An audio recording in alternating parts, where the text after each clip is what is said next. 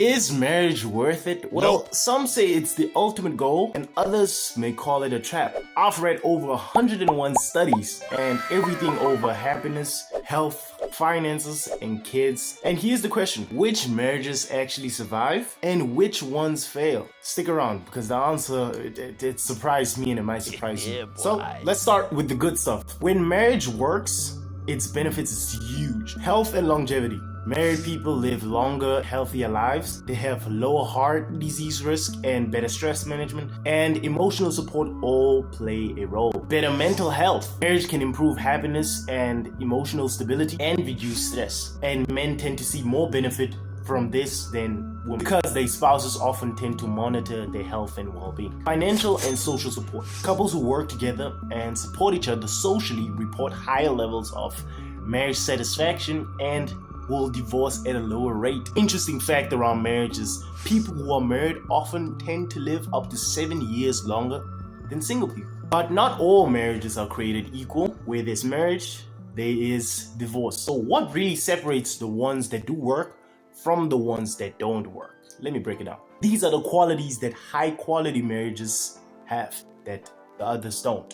Communication and conflict resolution. Couples who solve conflict constructively have a higher happiness and a high stability rate than those who aren't. Emotional and practical support and responsibilities, supporting ambitions, and being emotionally present, all that matters. Shared values and goals, alignment on finances, parenting, and life priorities predict longer lasting marriages. This is an interesting one. Research shows that couples who wait a bit, who marry a bit later, tend to last longer in their marriage than those who marry a bit early. But even with these qualities and traits that are most common in lasting marriages, if your marriage has these issues that I'm about to name, whether you have those qualities and traits, it will fail. And the first issue is financial stress. Money fights are the top predicator of divorce. The second one is high conflict and low quality. Constant arguments and lack of support, it just harms both parties, mental and physically. Rushed or early marriages, we covered it. Marrying too young without emotional readiness increases divorce risk. Around 70% of divorces are initiated by women, and some of the reasons are emotional dissatisfaction, safety concerns, or unmet needs. And there are some traits that you can predict a marriage. Within the 5 years, it will most definitely fail. Keep watching and I'm gonna break it down. Divorce doesn't only affect adults, it also affects the kids. So let's talk about this. Emotional, behavioral, and academic struggles, that's the immediate stuff that affects the kids after divorce. Children of divorced parents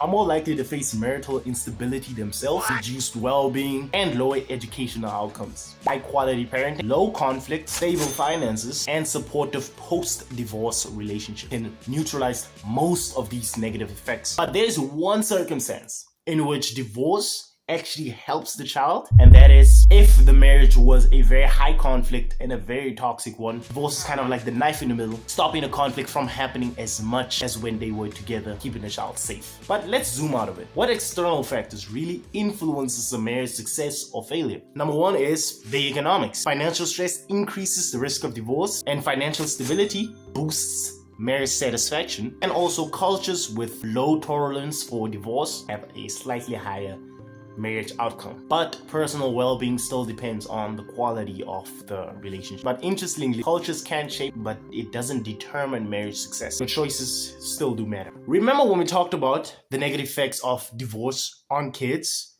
Well, this is one that I couldn't ignore. Divorce ripples across generations. Kids of divorced parents are more likely to divorce themselves, but relationship skills and seeing positive commitment, it can break the cycle. So, the final verdict. After reading 101 studies, is marriage worth it? A high quality marriage improves health, happiness, longevity, and family stability. A low quality, high conflict marriage can harm yourself and even your children for generations, but the benefit to that is most divorces are predictable, like financial stress, communication failure, and unmet expectations. And the marriages that don't last within the first 5 years are usually rushed, unprepared, and low quality. Marriage can be one of the greatest investments you ever make or a very painful mistake. The difference is effort, readiness, and quality of communication. My personal take on it, I don't think it's worth it anything other than religious reasons. From a man's perspective, children benefit from it, but with a 50% chance of divorce and it's 70% initiated by a woman, anything other than religious reasons just doesn't make sense to me. But tell me, what would make marriage worth it for you? Do you agree, disagree? Tell me in the comments down below.